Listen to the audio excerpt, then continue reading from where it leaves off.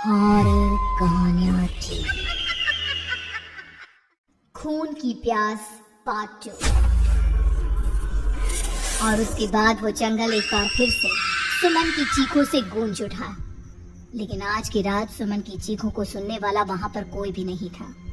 अगर वहां पर कोई मौजूद था तो बस हरिया, जो कि अब एक भेड़िए में बदल चुका था। सुमन के बालों को पकड़कर घसीटते हुए वो जंगल के बीचों बीच एक जगह पर ले जा रहा था। अगली सुबह गांव में। अरे भाई, पता नहीं क्या बात है, अपने गांव का हरिया किसान और उसकी पत्नी सुमन दोनों गायब हैं। दोनों का कोई अता पता नहीं। अरे कैसी बातें कर रहे हो भाई, ये कब हुआ है? अरे पूरे गांव में खबर फैली पड़ी है। कल रात को दोनों खेत की तरफ जा रहे थे, लेकिन लौटकर आए ही नहीं। तो हो सकता है अपने खेत पर होंगे। पूरा गांव ढूंढ कर आया है भाई। जानते हो क्या मिला वहाँ पर? क्या हुआ भाई? क्या मिला? बताओ हमें, क्या मिला?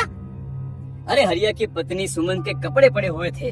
शरीर का एक एक कपड़ा फटा हुआ झोपड़ी के बाहर पड़ा था, लेकिन दोनों पति पत्नी का कोई पता ठिकाना नहीं था। अरे भाई, लेकिन उसका जो दोस्त है ना रामू किसान, उससे पता करके आते हैं ना। अब तक तो दोनों साथ ही खेत पर जाया करते थे। हाँ, हमें उसके घर जाना चाहिए भाई। चलो वहाँ चलते हैं, चलो। वो सारे लोग रामू के घर पर पहुंचते हैं। रामू अपने घर के बाहर बैठकर हुक्का पी रहा था। आज सारे के सारे लोग टोली बनाकर मेरे घर क्यों आ रहे हैं? क्या कोई मर गया क्या भाई? अरे कैसी बातें कर रहे हो? तुम्हारा सबसे अच्छा दोस्त हरिया और उसकी पत्नी गायब है और तुम यहाँ बैठकर हुक्का पिए जा रहे हो? रामू ने अजीब सी नजरों से उन सब गांव वालों की तरफ देखा, जिसकी वजह से वो लोग एक बार के लिए डर गए। गायब है? अरे गायब नहीं है, मुक्ति मिल गई है। उन दोनों को मुक्ति मिली है। इस दुनिया में आकर हर इंसान पाप करता है और उसे उसके पापों के लिए मुक्ति मिलना बहुत जरूरी है। अरे ये कैसी बहकी बहकी बातें कर रहे हो भाई? हैं? और इसका चेहरा अजीब सा क्यों लग रहा है? लगता है दोस्त के मरने का गम बैठ गया है। पागल हो गया है शायद ये पागल। ये बात सुनते ही रामू चीख कर जोर से चिल्लाते हुए कहता है, पागल मैं नहीं हूँ, पागल तुम सब हो। और ये शैतानी जंगल अब तुम में से किसी को नहीं छोड़ने वाला, सबको खा जाएगा। याद रखना मेरी बात। शैतानी जंगल? कैसा शैतानी जंगल? लगता है रामू पागल हो चुका है। हमें यहाँ से चलना चाहिए भाई। चलो। तभी रामू की पत्नी बाहर आती है। नहीं, आप लोग इनकी बात का बुरा मत मानिए। 2 दिन पहले हरिया के साथ खेत पर गए थे। जब से वहाँ से आए हैं तब से ऐसी ही बातें कर रहे हैं। भगवान जाने ऐसा क्या देख लिया उन्होंने, खेत में कुछ भी बड़बड़ाते रहते हैं। लेकिन गांव के लोगों ने कमला की कोई बात नहीं सुनी और वो सब वहाँ से चले गए। रात अब धीरे धीरे ढलने लगी थी। तभी अचानक किसी ने धीमी सी आवाज में रामू को पुकारा। रामू, आ जाओ, मैं तुम्हारा इंतजार कर रहा हूँ। और सुनो, अपनी पत्नी को साथ लेकर आना, नहीं तो काम अधूरा रह जाएगा। ये आवाज सुनते ही रामू के चेहरे पर शैतानी मुस्कुराहट आ जाती है। वो धीमे कदमों से अपने घर के अंदर आता है। क्या हुआ? तबीयत ठीक है ना अब आपकी? मैं तुझे अपने साथ खेत पर ले जाने आया हूँ, चल। मैं तुम्हारे साथ कहीं नहीं जाने वाली। मुन्ना गहरी नींद में सो रहा है और उसे अकेला छोड़कर मैं तुम्हारे साथ खेत पर नहीं आ सकती। वैसे भी तुम्हारे उन खेतों में भगवान जाने कौन सा राक्षस घूम रहा है, मुझे तो डर लगता है। रामू गुस्से में दांत पीसता अपनी झोपड़ी से बाहर आ जाता है और कमला गहरी नींद में अपने बच्चे के साथ सो जाती है। तभी अचानक रात को रामू की झोपड़ी के ऊपर एक साया वही गाना गुनगुनाते हुए घूमने लगता है जो हरिया के मोबाइल में बजा करता था।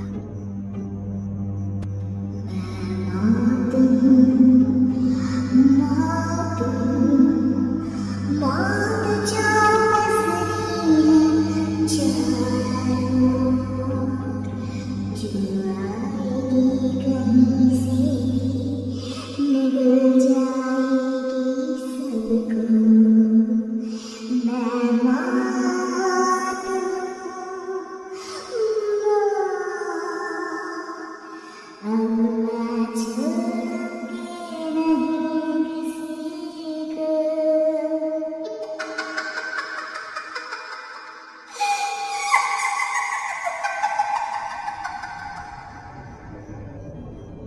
आवाज सुनकर रामू की पत्नी कमला की आंख खुलती है और वो देखती है कि उसका मुन्ना अपनी जगह से गायब था।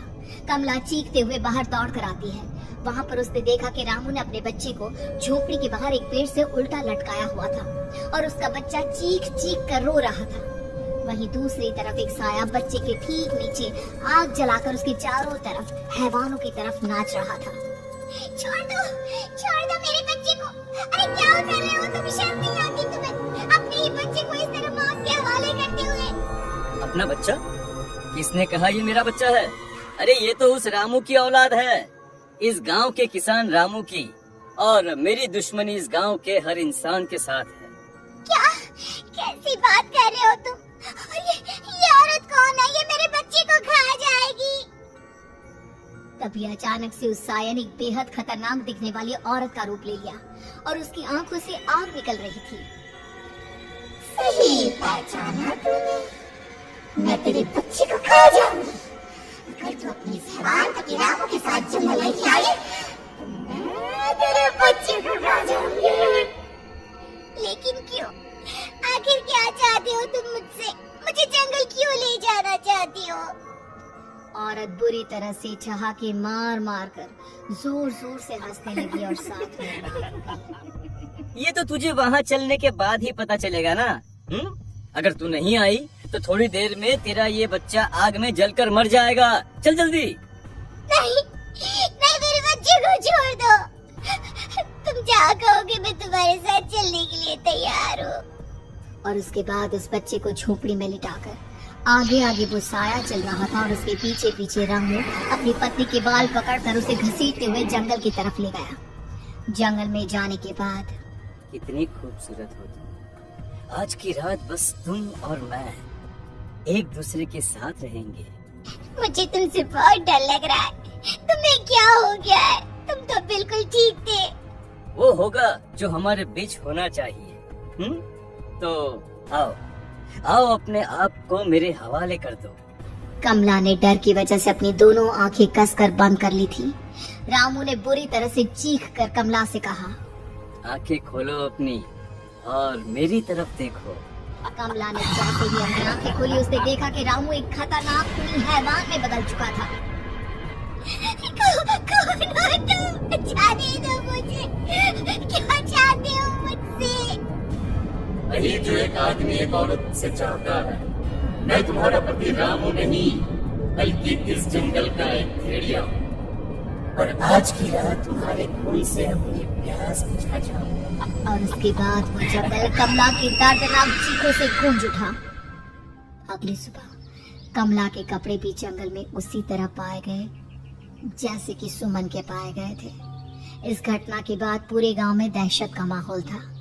अपने माँ बाप की मौत और गांव में हो रहे इस तरह की घटनाओं की खबर सुनकर किशन शहर से गांव लौट आया था। अपने माँ बाप की बेदर्द मौत की वजह से वो बहुत परेशान था। तभी अचानक उसे अपने घर में खाट के नीचे पड़ा हुआ वो मोबाइल फोन मिला जो उसने अपने पापा हरिया को गिफ्ट किया था। अरे कितने प्यार से पापा के लिए मोबाइल फोन लेकर आया था। इसे एक दिन भी काम में नहीं ले पाए। और आखिर कौन है जो गांव में इस तरह की हत्याएं कर रहा है? क्या है इन सब के पीछे? क्या है? मुझे पता करना ही होगा, वरना एक दिन पूरा का पूरा गांव खाली हो जाएगा। इस गांव में एक भी जिंदा इंसान नहीं बचेगा।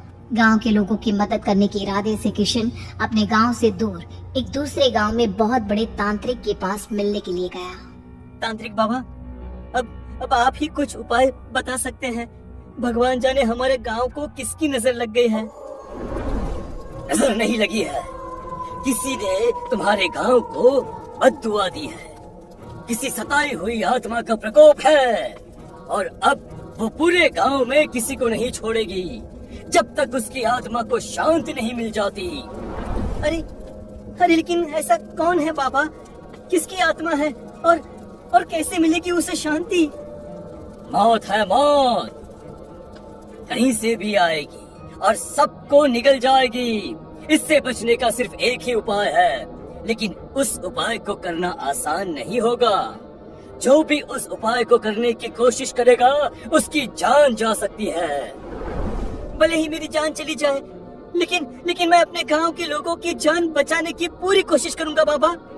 तो ठीक है फिर, अगली अमावस की रात जैसा मैं कहता हूँ वैसा ही करना। अमावस की रात तांत्रिक के बताए अनुसार किशन अपने साथ केरोसिन लेकर जंगल की तरफ चल पड़ा। उसके हाथ में देवी के मंदिर का सिंदूर भी था। किशन जंगल के बीचों बीच पहुंचा। ये देखकर उसकी आंखें फटी की फटी रह गई। वहाँ एक उबलते पानी का तालाब था और कई लोगों की लाश लटक रही थी। किशन की माँ बाप की लाश भी वहीं थी। माँ, बापू, क्या हो गया? ये क्या हो गया? तभी वहाँ पर एक औरत और आदमी आते हैं। उन्हें देखकर किशन चौंक जाता है। गोपाल काका, आपकी तो 5 साल पहले मौत हो गई थी। और निर्मला काकी, आप? मौत तो हो गई थी, लेकिन तुम ये नहीं जानते कि हमारी मौत कैसे हुई थी। क्या क्या कहना चाहते हैं आप? कुछ नहीं, बस ये जान लो कि अब इस गांव में कोई जिंदा नहीं बचेगा। लेकिन क्यों काकी? क्योंकि 5 साल पहले इन गांव वालों ने मुझे डायन बताकर पत्थर मार मार के मार डाला। मेरी कोई गलती नहीं थी। गांव का एक बच्चा क्या लापता हुआ, सारा इल्जाम मेरी पत्नी पे डाल दिया। और जब मैंने निर्मला की जान बचाने की कोशिश की तो मुझे भी मार डाला। आपके साथ ये बहुत गलत हुआ काकी, लेकिन आप जो कर रहे हैं वो भी सही नहीं है ना। तुम यहाँ से चले जाओ वरना तुम भी नहीं बचोगे। हमारी आत्मा पिछले 5 साल से मुक्ति के लिए भटक रही है। चले जाओ यहाँ से। मौका देखकर किशन सिंदूर उन दोनों के ऊपर डाल देता है। उनका शरीर जलने लगता है और वो भयानक तरीके से चिल्लाने लगते हैं। अगले ही पल किशन उनके ऊपर केरोसिन डाल देता है और वो दोनों जल जाते हैं।